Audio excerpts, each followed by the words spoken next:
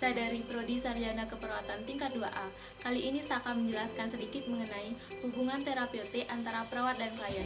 Nah, sebelumnya kenapa sih kita harus mempelajari hubungan terapeutik ini? Karena dalam dunia kesehatan, baik itu interaksi, komunikasi, dan hubungan antara perawat dan klien itu sangatlah penting, terutama bagi kesembuhan klien itu sendiri. Maka dari itu, kita harus mempelajari sedikit mengenai hubungan terapeutik ini. Oke, mungkin dari kalian masih banyak yang belum mengetahui apa itu hubungan terapeutik.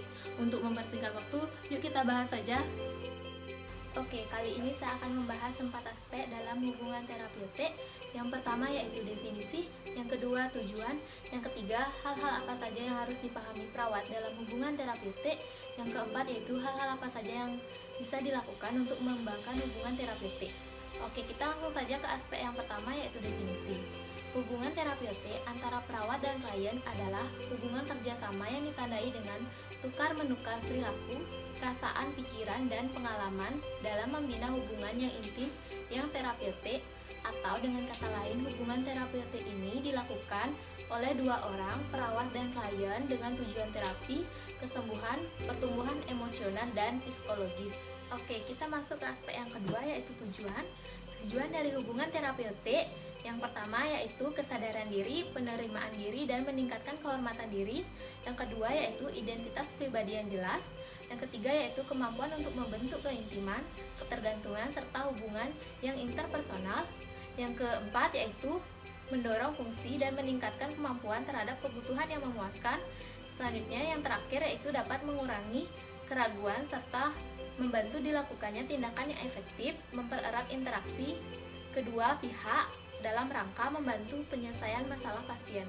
Oke, selanjutnya kita masuk ke aspek yang ketiga yaitu hal-hal apa saja yang harus diperhatikan perawat dalam hubungan terapeutik. Yang pertama yaitu perlu memahami adanya hubungan antara perawat dan klien. Yang kedua yaitu hubungan ini merupakan fondasi dari asuhan keperawatan itu sendiri. Yang ketiga yaitu hubungan ini bersifat mutual atau hubungan yang saling berinteraksi atau dua arah. Selanjutnya yaitu kedua pelaku hubungan ini harus saling mengenal keunikan dari masing-masing pribadi dan keunikan statusnya sebagai manusia. Selanjutnya yang terakhir yaitu perawat harus benar-benar memahami apa perannya dalam hubungan antara perawat dan klien itu sendiri. Oke, kita masuk ke aspek yang keempat, yaitu hal-hal apa saja yang dapat dilakukan untuk mengembangkan hubungan terapeutik ini. Di sini ada 5 hal. Yang pertama yaitu report atau hubungan. Merupakan kesan pertama yang muncul setelah kontak pertama dilakukan antara perawat dan klien.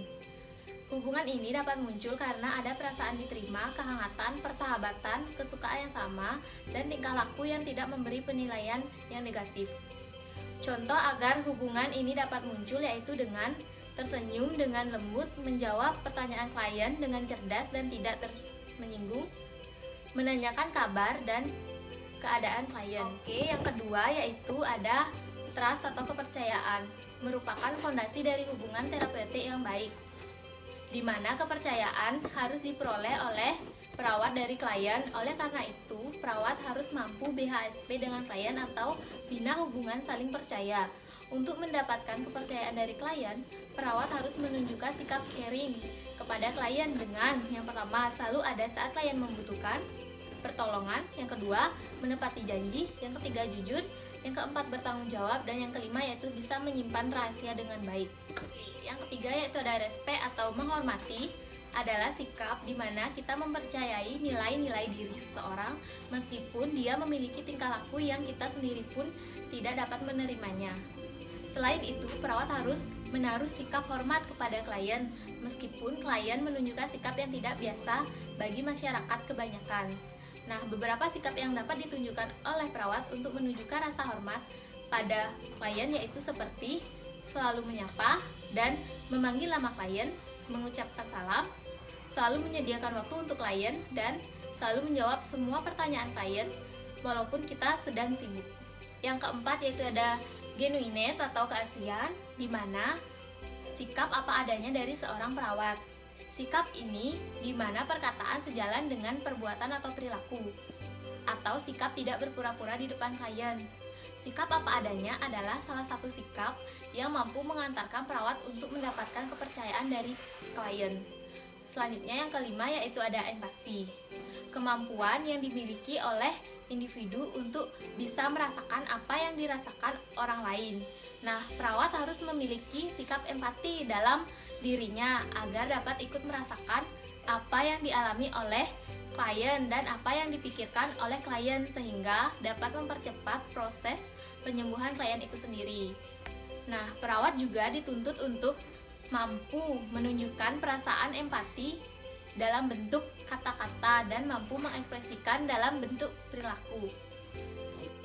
Oke, sekian yang dapat saya jelaskan mengenai hubungan terapeutik antara perawat dan klien. Apabila ada kesalahan kata pada saat saya menjelaskan tadi, saya mohon maaf. Untuk menutup video ini, saya akan tutup dengan sebuah pantun. Lagi jalan sambil ketawa, nggak taunya ditimpuk batu. Terima kasih atas perhatiannya. Semoga kalian sukses selalu. Bye-bye.